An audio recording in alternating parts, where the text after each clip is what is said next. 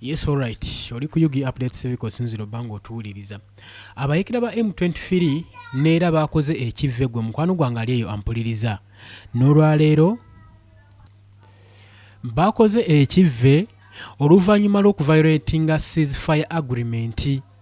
Kigambibwa amagye ga FARDC agamanyikiddwa obulungi agalwanira ku side ya Democratic Republic of Congo gakedde kufulumya information era nga gagamba nti abayeekera bano aba M23 bazzeemu okuviolatinga peace talks agreement eyasayiningibwa mu Washington saako ne mu Doha era paka butereevu mu Switzerland.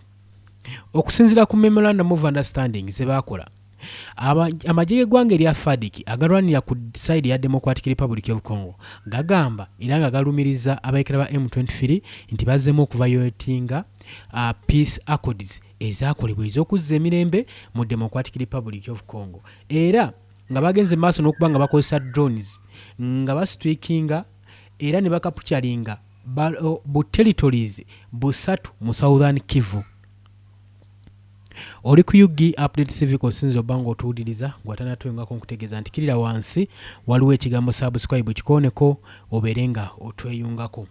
Kakati nno amagye g'eggwanga erya Democratic Republic of Congo okulopa incident eno kijjiridde okubanga bano bombiriri babadde mu masekati ga process ga ceasefire okusinza ku agreement yakolebwa ne memorandum of understanding nga buli omu asuubira mu biseera bino bandibadde beeteekateeka kutaba prisoners of war naye kibamaze enviri ku mutwe okulaba nte nga bo abayeekera ba M23 guno bagufuula mugano era bagirabanga advantage ey'okutandika okubanga bakolerawo ebikolwa byabwe n'okukola obulumbaganyi n'okusitula drones ez'ettabbo nga bazikuba mu territories ezibadde zimanyikiddwa ennyo nti ziwangaliramu amagye g'eggwanga erya Democratic Republic of Congo. Kati abayekera bavuddeyo ne beewaana nga bagamba bakapucerinze ebibuga okuva mu Southern Kivu.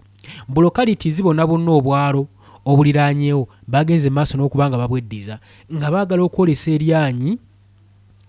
Njukira mu biseera biri nga tebannagenda mu ceasefire agreement amagye g'eggwanga erya DRC gabadde gabafuukidde ettabbu era gabadde gabafuukidde ekyambika nga kigambibwa amagye gano gabadde gagenda mu maaso n'okubeera nga gastrikinga nga gagenda mu maaso n'okubeera nga gatwala abayeekera ba M23 kantindiggwa gwe mukwano gwange ali eyo ampuliriza naye kaakati wuliriza ggwe ali eyo.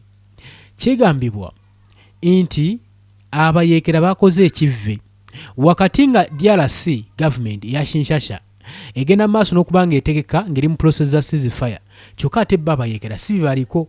Abayeekera bagikozesa nga advantage ey'okuwamba n'okusalako obubuga obuliraanye territories zino zonna. Wakati nga DRC withdrawings amagye gaayo batadde emmundu ku ttaka bo basazeewo ate bagikozesa nga advantage ne bastrikinga drones ebyokulwanyisa ebya tabbu omuli tanki ez'obulabe zonna byemu ku byokulwanyisa bano bye bakozesezza okusobola okulaba nga bagugumbulula obwalo bonna obuliraanyeewo. Njukira n'agamba obwalo bonna obuliraanye Southern Kivu bonna bwa mugaso kubanga bujjuddemu ebyobugagga ebitagambika era muzimu mu accords America ziyakola nga signing agreements obwalo buno yabubaliramu ng'akimanyi bulungi buno bwe bugenda okubeera nga buzza amagoba ge nga bujjuddemu ebyobugagga ebitagambika. Kati Ssaabayeekera baba buwambye libaddibu ddene eri Democratic Republic of Congo era kitegeeza nti Felix Tshisekedi yandibanga ali mu ttabbu gwe mukwano gwange ampuliriza. Jjukira nti ebyobugagga luli bibadde bigenda mu maaso n'okukwasaganyibwa gavumenti ya Kinshasa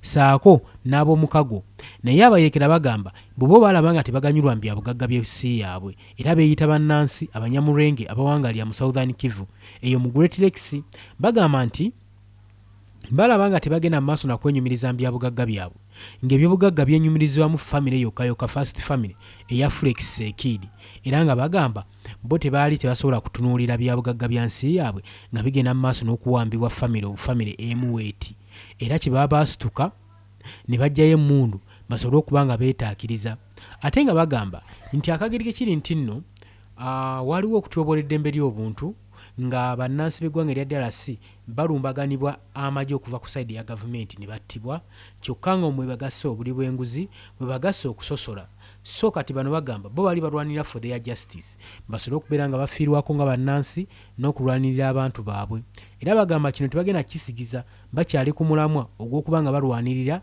abantu ba DRC bukyanga olutalo luno lutandikawo mu mwaka ogwa 2025 njagala okitegeeza gwe mukwano gwange abantu bangi abadisplacingiddwa 10,000 tebakyalina maka tebakyaliko gye babeera abantu tebakyalina kyakulya endwadde zifuuse endwadde tulaba nga n'ekirwadde ky'Ebola nakyo kyazze mu biseera bino kitegeeza buli wabeerawo olutalo mu kitundu n'ebirwadde ebyo biteebereza okuba nga bijja kubaawo olw'ensonga nti abantu bangi bagenda mu maaso n'okufa ate abaziikibwa batono so tulaba nga kolera Ebola endwadde ezisinga okubaluka mu Democratic Republic of Congo mu kubulawo kw'abantu kitegeeza ki nti population ya DRC egenda maaso n'okuba nga ekendeera population egenda maaso n'okuba nga ekendeera olw'okuba olutalo lugenda mu maaso abantu tebakyasetolinga mu bifo bimu abantu kati baafuuka banomadiki batambula wano ewali emirembe we badda kati olowooza eggwanga ng'erinakulala litya bannansi tulinga batya okusandika okuabaninga n'okudevelopinga areas zaabwe ozifuula urban centers tekijja kusoboka ate n'abayeekera nga bagenda mu maaso n'okubeera nga babba ebimera ebirimibwa bannansi basanga mu bwalo kati bannakyalo ne bagaana nabo nedda kati waki tuba tulima babalimira bwereere kubanga after all emmere yaabwe egenda kubanga ebbibwa abayeekera ba M23 etwalibwa eriire amaanyi gaabwe ge baataddemu nga bafettogge ate oluusi nga n'okukutta bakusse ne bagamba katwerekereze bino tukole ebitugasa kakati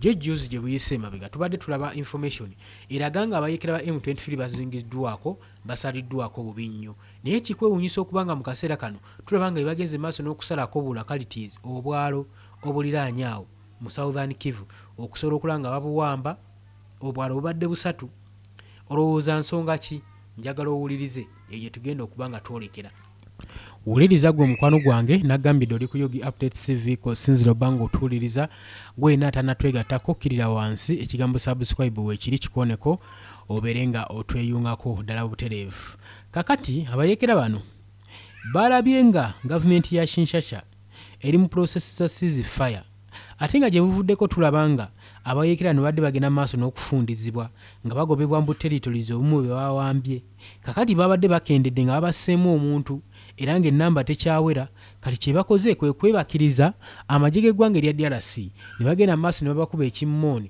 balowooze nti no bano nabo bali mu ceasefire process kombe bo bagenda maaso nakutagetinga info z'amagye g'eggwanga erya DRC mwe basiisidde era babaguddeko kiyifuyifu ne babattamu omuntu ne bagenda maaso n'okuba nga balwanagana era okukakkana ng'obwalo buno 2-3 butwaliddwa abayeekera ba M23 oli ku Yogi Update TV ko sinzo bango otuwuliriza abali mu diaspora mbatumiddeko nnyo abali Qatar, Oman, Dubai abali Saudi Arabia mbategeeza nti mukola kyamaanyi nnyo okwekuumira ku mayengo gano aga Yogi Update TV nabagambye eddoboozi olwaliro lya mpolampola olw'ensonga tulinamu obukosefukosefu naye olw'okuba nga twagala okuba nga tubaweereza empeereza ennungi musobole okubeera nga mumanya musobole okuba nga musigala ku mulamwa nga mukola follow up ku information egenda maaso mu Democratic Republic of Congo y'ensonga waaki twasazeewo okuba nga tubaweereza mpolampola kitumanyi gye bujjako mu maaso tujja kuba nga tukuba ku matu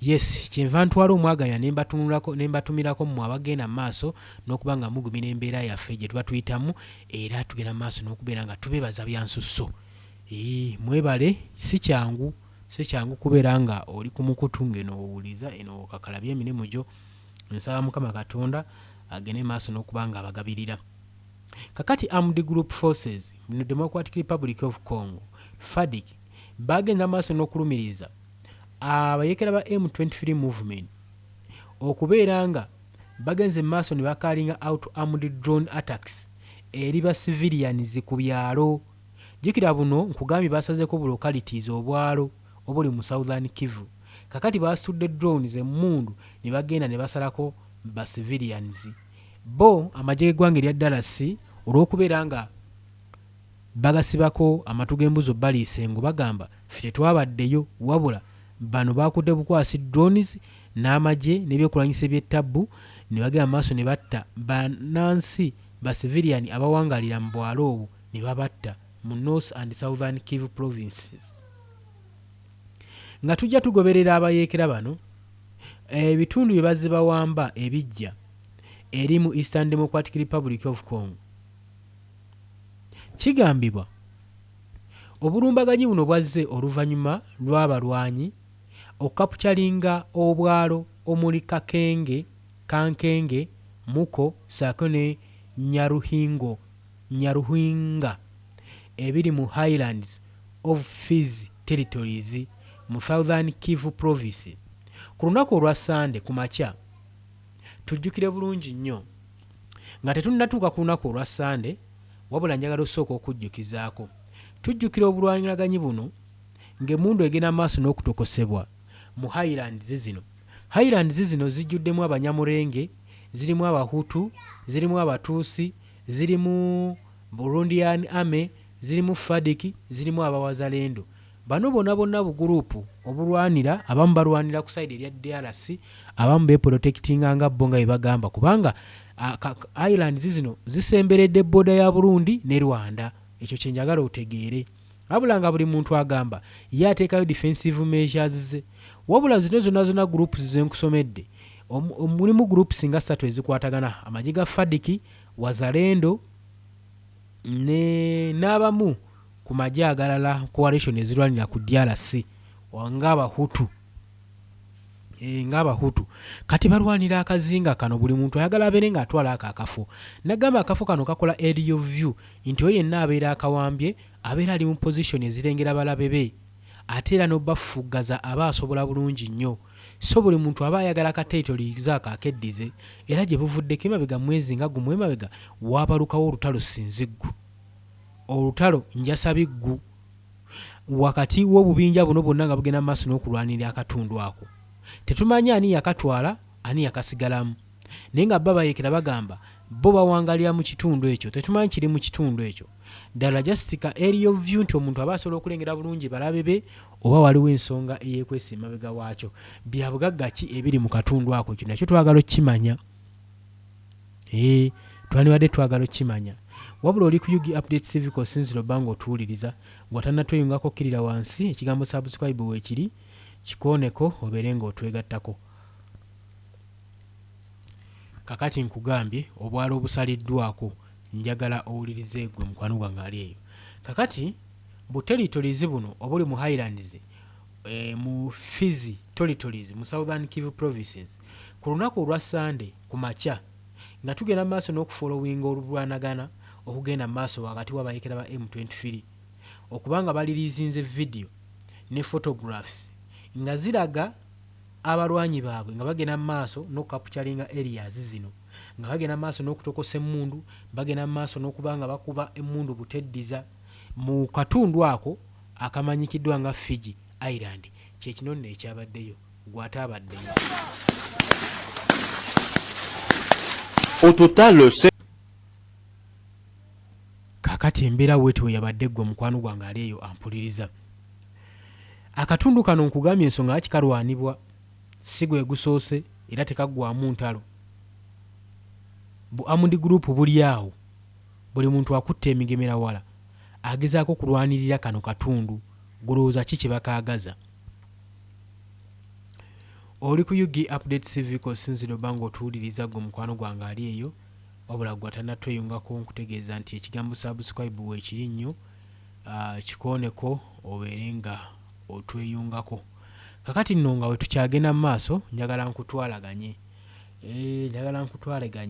Kakati ebifaananyi nkugambye n'obutambi byafulumiziddwa nga biraga engeri abayeekera bano ba M23 gye basalamu areas zino, gye bawamba mu territories zino nga bazeddiza, nga bakozesa drones, tanka, ebyokulwanyisa ebya tabbu, nga bagenda mu maaso n'okulumbagana obulokalities buno. Tekyabadde kyangu nnyo gwe nga w'osuubira, tekyabadde kyangu wadde n'omulundi n'ogumu, wabula obwalo buno obwasaliddwako bukonsidaringibwa nga strategically important eri military analytics. Bagamba nti okukapukyalinga obwalo buno kiyinza obbayambako okopeninga routes eri Baraka City. Kitegeeza okuwamba bu area buno obwalo kiboolekeza mu Baraka City saako ne mu Tanganyika province eyo gye baagala okuba nga balumba. Abayeekera nno si baakusaaga, w'obabalira bo si we bali. Olunaku lumu oluyise abayeekera bano aba M23 wamu n'etulirwa Haneho Arias ab'omukago baasalako point 0 ekanono kamanyikiddwa nga Strategic Hill akaliko overlooking key routes ezilinkinga ku Highland town of Minimbwe, era nga kigambibwa Mwenga Highland saako ne Lakeside town of Baraka eri alongside National Road number 5.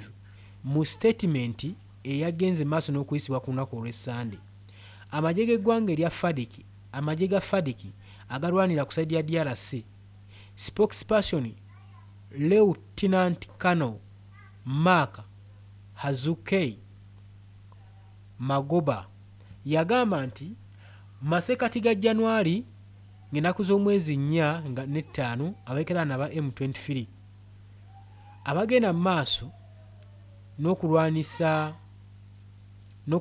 amagye g'eggwanga erya Congo, kigambibwa nti gagenda mu maaso n'okubaakingibwa amagye g'eggwanga erya Rwanda Defence Force nga bakozesa TB2 armored drone okustrikinga several localities obutundu bonna obwalo obuliraanyeewo mu North and Southern Kivu provinces. Bakozesa bano amaanyi agatagambika, amaanyi ag'ekitalo nga bakozesa drones nga bayambibwako Paul Kagame ow'eggwanga erya Rwanda. Era bulijjo twebuuza abayeekera bano ddala kituufu drones bazijjawa? Kubanga bo aba DRC twandigambye nti lino ggwanga ddamba gavumenti nnamba, bagavumenti bannawaabwe bandibadde babakwatirako, omuli South Africa, omuli Kenya. Nejjukira South Africa we yasembayo okulumba mu kibuga Goma, baagitwala na bubisi mufungize, babatwala akakulu atondeka nnyuma nga bagamba zino ensonga za munda za byabufuzi byaffe kutereeza ggwanga lyaffe temuziyingirira, era ne basalawo abaggwanga erya South Africa okuwithdrawinga amagye gaabwe oluvannyuma lw'okubattamu amagye agaali gawera 6 ku 11. Ne basalawo olutalo luno balwamuke, era ne bagamba nti Felix Tshisekedi wanaabanga ayagala obuyambi bajja bomuweera mu ggwanga lye, wabula bo tebagenda kuddamu kwetantala kulinnya kigere kyabwe mu Democratic Republic of Congo nti balina bye balwanira ebitali byabwe. Kakati koloneli agamba nti ku statement agamba nti abalwanyi bano bakozesezza B2 armored drones okustrikinga several localities mu North and Southern Kivu provinces. Tanka, drones, ebyokulwanyisa ebya tabbu ebyakozeseddwa n'obukambwe obwalabiddwako kigambibwa nti bwandibadde buvumaganya ekitiibwa nga bba abalwanyi bagende newankubadde bali mu ntalo ne beewaŋŋana ekitiibwa. That is a respect. Abajje bagayirizibwa okubeera uniform ate obuteesiga muntu yenna. Omuntu okumwesiga alina okubeera nga obwesiga obwabukoleredde, naddala mu magye wano oyinza okukola ensobi emu weeti obulamu bwo ne bukola ki ne bulutonda. So kyo nsonga kikyobolaba nti abayeekera M23 bafuuse battabbu ate gavumenti y'eggwanga eya Felix Tshisekedi naye egenda mu maaso n'okubanga ewanda muliro nti bagenda kubaako nekibakolako nekibakolawo ssaawa yonna emberenge yandibanga egenda kugaga budde bwonna. Nyongera okujjukiza nti oli ku Yugi Update Civic osinza obbanga otuwuliriza gwe mukwano gwange atannatweyongako nkutegeeza nti wansi ekigambo subscribe weekiri kikonemu tubeere nga tugenda mu maaso nga tuproceedinga. Wuliriza okusinziira ku magye ga FADC agalwanira ku saidi ya Democratic Republic of Congo bagamba nti drone za attacks zino zakoleddwa nga zitagetinze populated areas, era populated areas zino nga zijjuddemu abantu bangi nnyo kyebategeeza areas oba obwalo bwabaddemu abantu abangi. Abayeekera bano bageze maaso n'okutagetinga ekikolwa ekibi ennyo kye tuvumirira era nga twebuuza abanyamulenge bano n'abatuusi baakolebwa mu bbumba ki obutabaamu wadde ka buntu. bwe muba mulwanagana wano mwasuubiza bannansi bano nga mwakasalako ekibuga Goma ne mugamba muleese mirembe era mugenda balwanirira, kati ekibakukolesa strike yene ey'amaanyi nga temusoose kubalirira bulamu bwabwe kyekyaki ddala lweri muba mubeetaaga. Ekigambo kyammwe wawe kinaggyibwa we kinateekebwamu obwesigwa eri bannansi abawangalira mu bitundu bino bye muwamba, kyokka emala okuwamba nga mubagamba mubeetaaga tebagenda kuba temusobola fuga bye batali. Ate nga kituufu singa ebitundu byonna ebirimu abayeekera ba M23 bisigala nga byo ba civilian ne bagenda maaso no migrating ne babivaamu, kiba kyangu nnyo okukola obulumbaganyi ku bayeekera kubanga oba ogenda kukozesa strategy yonna yonna gy'osobola eyinza nga ne aim yaafu ne aim ya for eliminating suppressing away all the armed group forces. Ne kakati okusinziira ku Fadiki agamba nti abantu bano emize gyabwe mizibu nnyo, bagenda maaso n'okukozesa drones nga batwataakinga, naye ekyennaku tetwandikifuddeko naye balumbagana obwalo buliko abantu abangi bwe baagala okutta. Kino ne kiviiramu ba civilian abasinga okuba nga bafa, abamu ne balumizibwa era babiri ku biwundu bapookya, saako n'okudestroyinga ebizimbe properties z'abantu. Ebizimbe babireka ku ttaka olw'ensonga baba bakozeseza drones. Kakati nno amagye agamu gagamba abamu bastrikinze mu Baraka mu Southern Kivu provinces, abamu battiddwa abalala ne balumirizibwa. Basiviliani bangi nnyo mu bitundu bino. Amagye g'eggwanga erya Congo era gagenze maaso n'okulumiriza abayeekera okukozesa ebikolwa eby'ettabbu nga bagenda maaso n'okusiba abaana abato, basivilians abato mu areas ze bagenda maaso n'okukontrolinga. Abayeekera ba M23 we bali kigambibwa nti wali mirembe mu areas zino bawamba nga bamaze okuba nga babafunza babakonvinsinga musigaleewo simanyi baba kyokka bagenda maaso ne bawamba obwana obuto. Kiki babukozesa? Nagamba buno obwana abavubuka abato babawamba olw'okuba nti tebalina nnamba emala ne babayingiza obuyeekera ne babatraininga ne babayigiriza okuyeekera gavumenti. Kyobola kigenda kubeera kizibu nnyo Democratic Republic of Congo okugyawo rebellion zino eziri mu ggwanga lyayo kubanga abaana bava batunga babasomesezza nga batusomeseza hatred speeches ezigenda maaso n'okuba nga zibateekamu okulwanagana. Obwana obuto babuwamba kubanga ne gye buvuddeko babadde babasseemu nnyo abantu nga tebakyalina nnamba ewera. Kati so batuuka mu kitundu n'ogaana nga bakozesa enkola zonna ez'okukuwamba ez'okutiisatiisa nga baagala kutwala bakulikuluutinge mu magye gaabwe obeere ng'olwanira abayeekera ba M23. Kigambibwa nti mu byalo byonna byonna bye bagenda maaso n'okontrolinga gy'emize gye gimu zibadde bakola. Era nga kigambibwa nti bano balangibwa okuba nga bakolobuleetinga n'amagye g'eggwanga erya DRC, naye ate kizuuse nti abaana bano abawambibwa si magye g'abayeekera M23 ge galinamu omukono wabula ne Rwanda agenda maaso n'okubabaakinga emabega eyo, balinayo omukono ogw'ekyuma ogenda maaso n'okubabaakinga. Kati y'ensonga lwaki olaba nga birungi si birungi bambuwe ku bitundu ebya North and Southern Kivu provinces mu Democratic Republic of Congo abaali basuubira nti no bafunyemu akaweerero, kati tulaba nga bagenda maaso nga bali kudduka bataasa bulamu. Oli ku UG Update TV osinzira obanga otuwuliriza gw'atannatweyungako okkirira wansi waliwo ekigambo subscribe kikooneko obeere nga otwegatteko. Kati tukyagenda maaso gwo mukwano gwange ali eyo.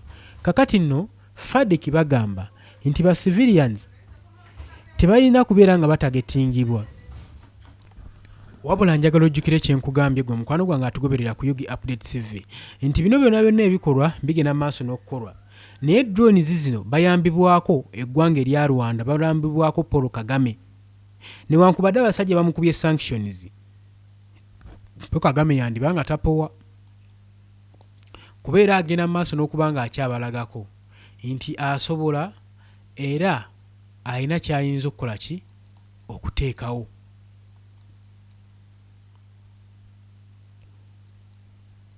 Paul Kagame agenda maaso n'okubeera nga alumirizibwa nti drones ezikubwa ebitundu ebiri mu Eastern saako ne mu Southern Kivu provinces bagenda maaso n'okubeera nga bayambibwako gavumenti ya Kigali eya Rwanda kubanga abayeekera bano tebalina busobozi kati kubeera nga bagula drones ng'ezo era tebalina access. Okusinziira ku bakulembeze baabwe n'okusinziira ku sanctions babakubye mu gold mining refineries zaabwe zonna ezibadde zigenda maaso n'okuba refiningira gold baziteekako sanctions, tebakyasobola kubeera nga batradinga gold waabwe ku international market. Kitegeeza akasente baba tebakayina. Kati ani ayinza okuba nga asigazza akasente akeefiiriza okuba nga bagula drones zino ez'ettabbu oba nga bagula ebyokulwanyisa bino eby'ettabbu okusobola okulaba nga batagetinga ba civilians oba obwalo obuwangalira mu Democratic Republic of Congo. Ate obwalo bonna bwe batagetinga key areas kwegamba ziri mu area of view ennungi nti baagala kubeerako city gye bagenda maaso n'okuwamba.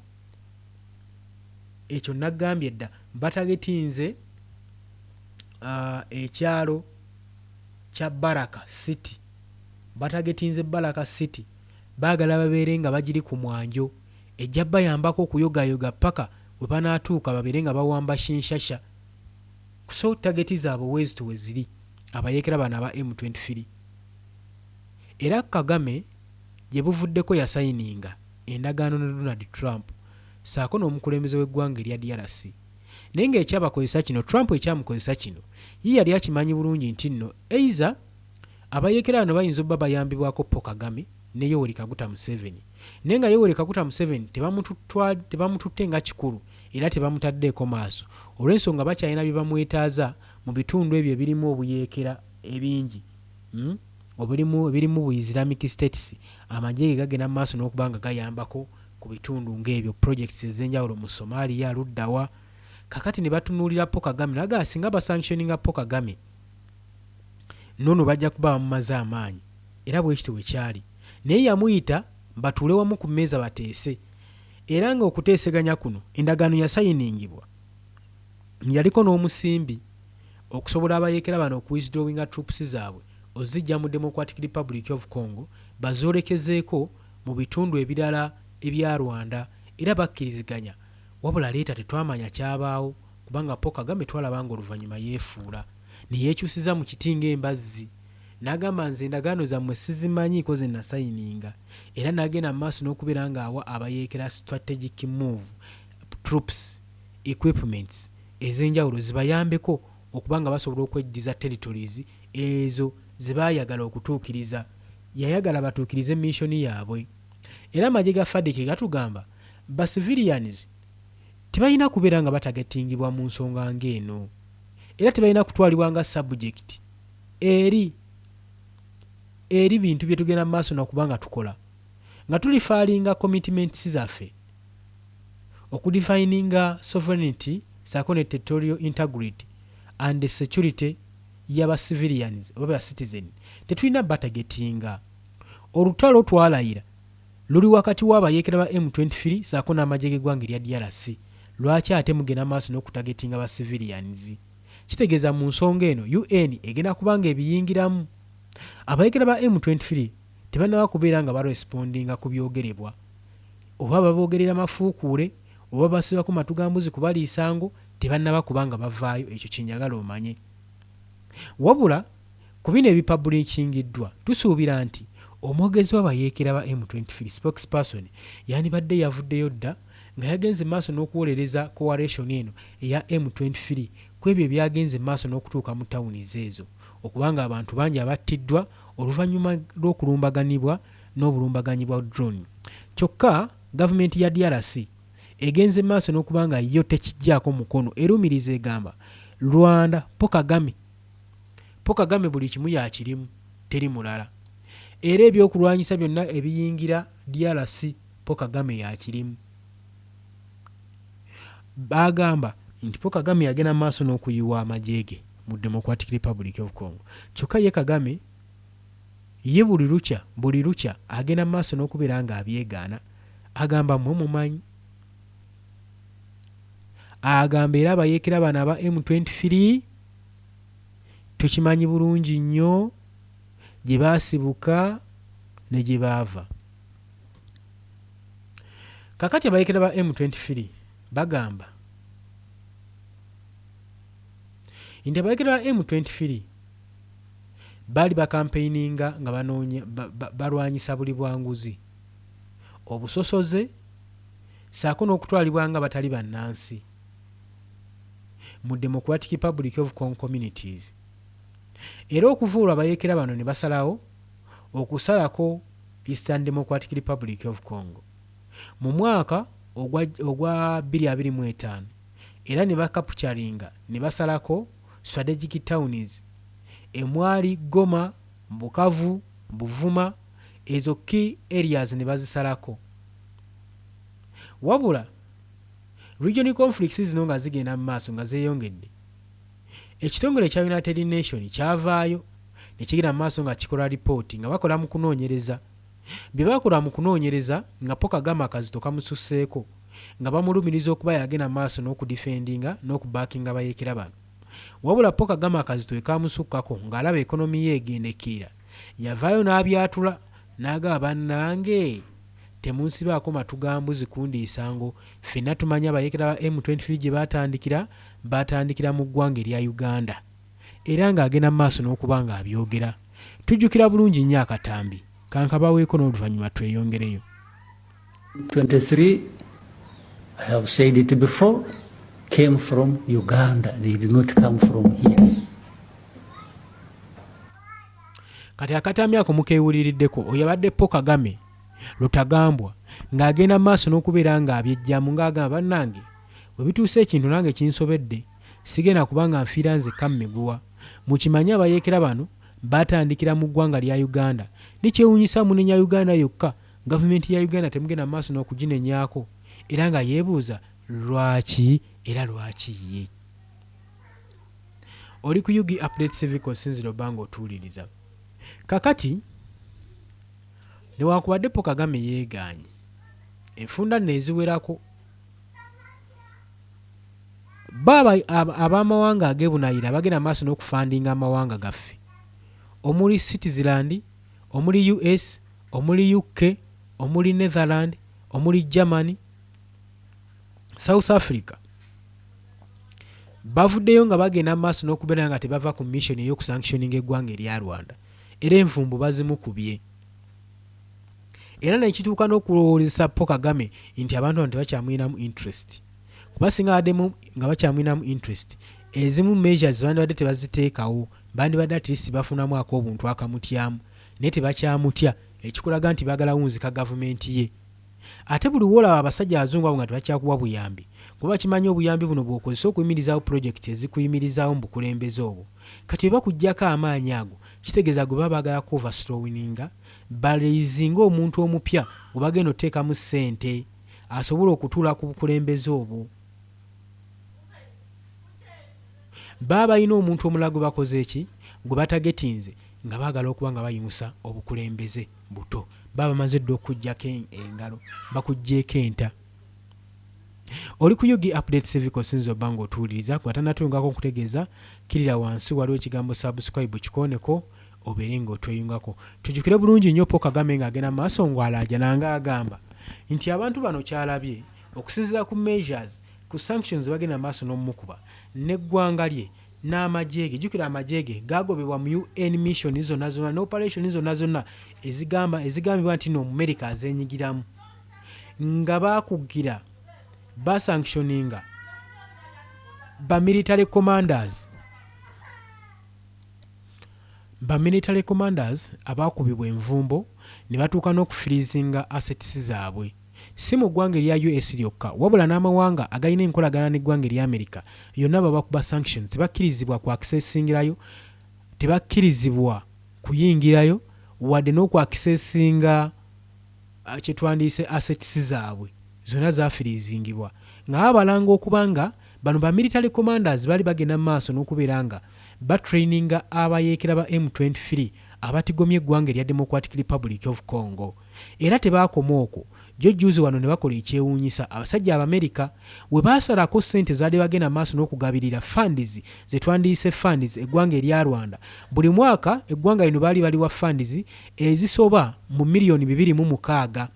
Kati miliyoni 2.6 kati eggwanga erya Amerika lyavuddeyo jjojjuuzi ne lirangirira nti lisaze ku ggwanga erya Rwanda obuyambi ebitundu 97 ku buli 100 nga balekeddeko obutundu 6 bokka bwe buti ku ssente miliyoni 2.6 nga babasalako miliyoni 2 era ne basigala nga bawa miliyoni 6 eza dola.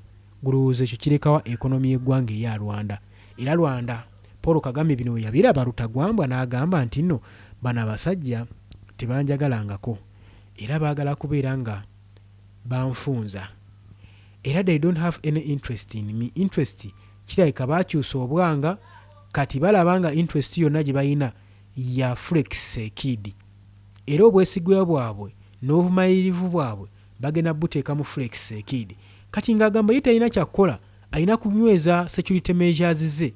Jjukira nti nno amagye ge bamugamba okujja mu ggwanga erya DRC yaziyita security measures mbw agenda maaso n'okwetangira abayeekera Abahutu abali mu ggwanga erya DRC obutalumbagana ggwanga lya Rwanda naye nga abayeekera bagamba badduka mu biseera bya 1994 mu Rwanda genocide olutalo olwaviiramu omukulembeze w'eggwanga erya Rwanda Habyarimana okufa oluvannyuma lw'ennyonyi yali atambuliramu n'abakungu be okukubibwa bbomu ekizuka yonna n'ebwatuka n'esaanawo n'abagirimu bonna n'ekigambibwa nti Paul Kagame ebiseera ebyo yali omuyeekera omukulu mu kabinja ako era ye yaduumira okutta omukulembeze w'eggwanga erya Rwanda asooka atwala obukulembeze buno.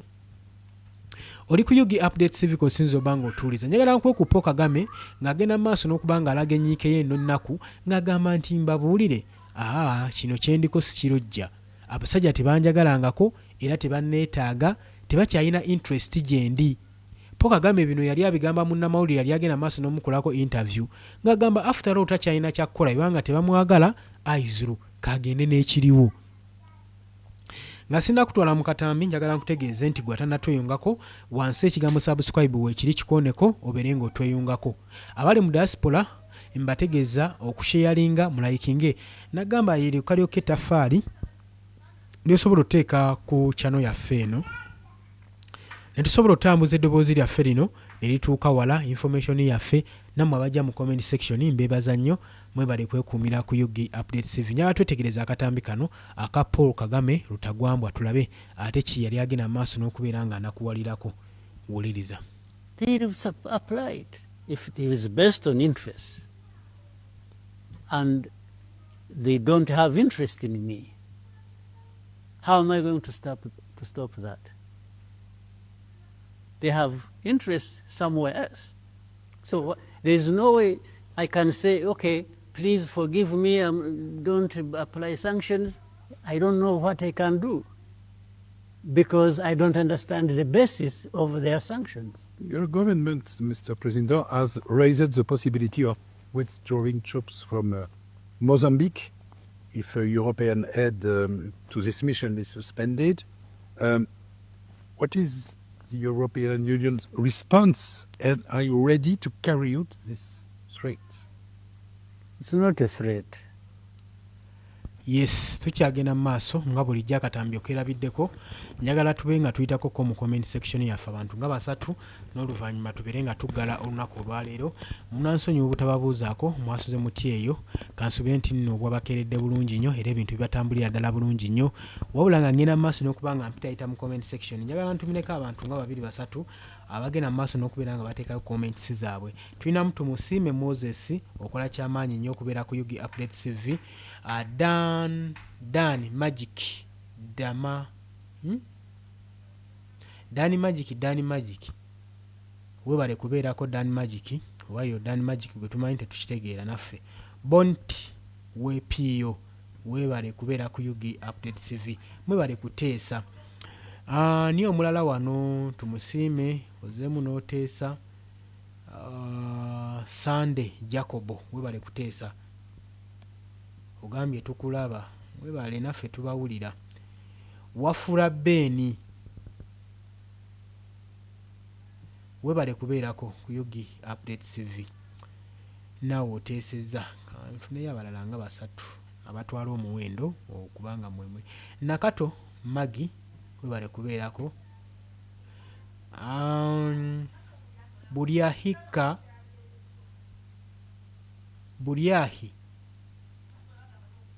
Buryahika Benard webale kubeerako.